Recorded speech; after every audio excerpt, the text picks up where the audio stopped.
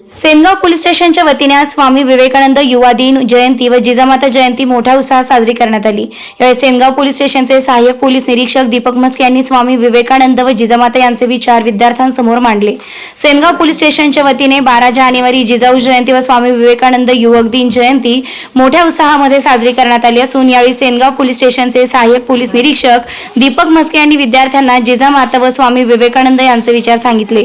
यावेळी केंद्रीय प्राथमिक शाळा सेनगाव भानेश्वर विद्यालय सेनगाव येथील विद्यार्थिनींनी या कार्यक्रमामध्ये सहभागी होत्या। विद्यार्थिनींनी कार्यक्रमामध्ये राजमाता जिजाऊ व स्वामी विवेकानंद यांचे विचार सादर केले। हिंगोली जिल्ह्याचे पोलीस अधीक्षक नीलाभ रोहन, अप्पर पोलीस अधीक्षक कमलेश मीना, उपविभागीय पोलीस अधिकारी केंद्रे यांच्या मार्गदर्शनाखाली सेनगाव पोलीस स्टेशनचे सहाय्यक पोलीस निरीक्षक दीपक मस्के यांच्या मार्गदर्शनाखाली सेनगाव पोलीस स्टेशन येथे स्वामी विवेकानंद युवा दिन जयंती व जिजाऊ जयंती मोठ्या उत्साहात साजरी करण्यात आली। यावेळी सेनगाव पोलीस स्टेशनचे पोलीस कर्मचारी, विद्यार्थी व शिक्षक मोठ्या संख्येने उपस्थित होते। निर्भीड ज्योत न्यूज साठी दीपक काळबांडे, उपसंपादक, हिंगोली।